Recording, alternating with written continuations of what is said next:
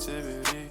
That's why I don't worry about the things that I don't see. Yeah. These days I don't worry about much.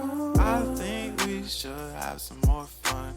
I still dream about the days when we were young. What's up, everybody? It's your girl TJ here, back with another video talks with TJ, aka TJ Two Shoes Chains. And you guys see I'm very comfortable in a nice and soft hoodie because it's been storming, raining all day when I'm filming this. Maybe not when you're watching, but when I'm filming this, it's just the perfect time to be comfortable. And I thought I'd sit down, knock out this video for you. I'll keep it short because it is a Friday. So happy Friday. I hope you're having a great day. Thank you for tuning in. If you are not subscribed, go ahead, just hit the subscribe button if you like what you see. If you are subscribed to Swoosh Crew, thank you guys. You know, I appreciate you, rock with you always in the comment section.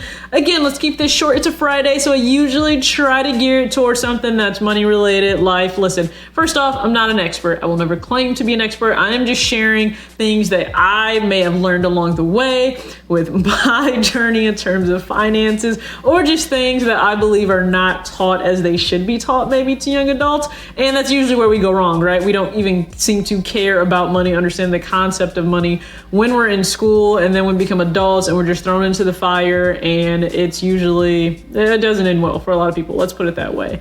So credit utilization, and I don't mean your actual score. That's not what we're going to talk about today, but understanding the use of your credit and like the limits of it. So I would liken credit utilization really to rope, right? So I've heard this analogy before when it comes to parents and their kids, right? They give you rope, which is trust. Essentially, it's trust. So parents will give you a little bit of rope as a kid, and they will trust you to make good decisions. Now, if there's a test that comes up in life, let's say you go to a party, and I've seen this happen before. Let's say you go to a party and your parents give you they let you know, hey, if at any time you need to call us because something is going on, you know, you have no business being a part of at this party. And I've had this occur to me before. You have no business being a part of at this party as a child, as a young adult. Call me, I will come get you. Sometimes parents do with no questions asked. They just go and they get their kid, take them out of that situation, and the kid removes themselves for something that could be very bad and detrimental. Who knows where situations go.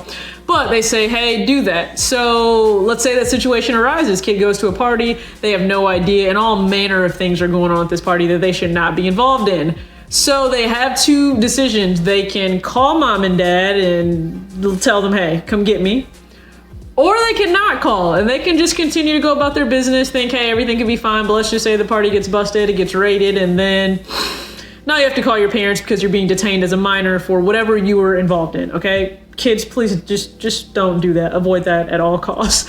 So in that situation, mom and dad are giving you rope, and so they gave you rope to see what you would do. Now, when you call them and say, hey, there are things going on at this party I know you wouldn't approve of, just come and get me, right? They're not snitching on any of their friend or anything like that. They're just like, hey, just come get me. I would just like to remove myself from everything going on. The parents come and get them. Do you know what that does then with that kid and that parent and that relationship? They're probably going to receive more rope, okay? Because more trust is there. The parent can now trust their child uses critical thinking in this situation to say, hey, I need to make a really good life choice here instead of remaining where I may be at this party.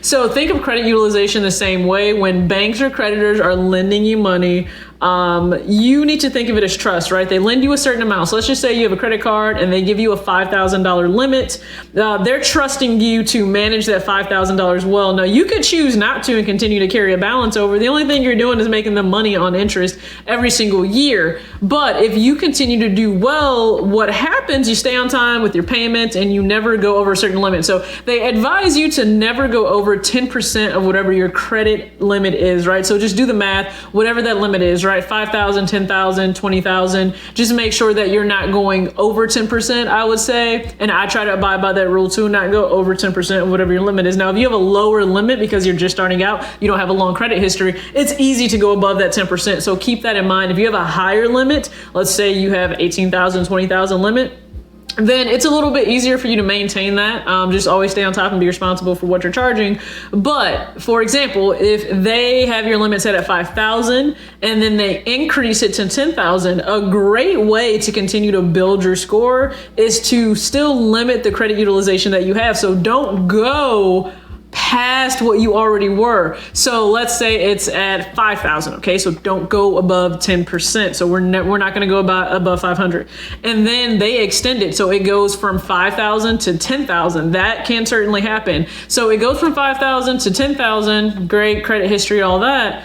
If you still only spend that 500, I'm going to tell you this, that's great for your score. So utilizing your credit, you're still keeping it low. That continues to build that trust with them. So just understand, just because you are given rope, I don't know if I can say this on YouTube without being demonetized. Don't yourself with that rope. Does that make sense? Okay. Don't do that with the rope. Okay. The rope can be to your benefit or it can be to your demise. And it's all going to be on how you choose to actually manage your money. So be smart with the rope. Be intelligent with the rope.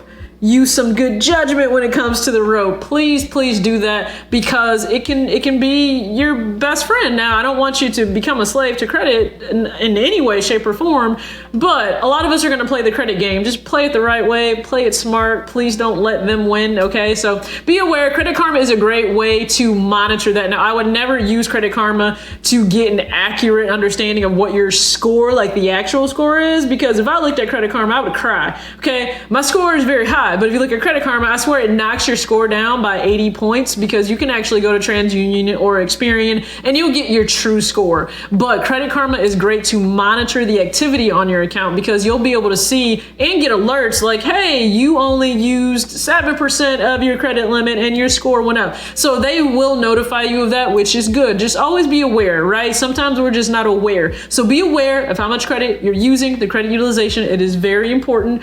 Thank you for tuning into this. As always, act your age, not your shoe size. Peace out.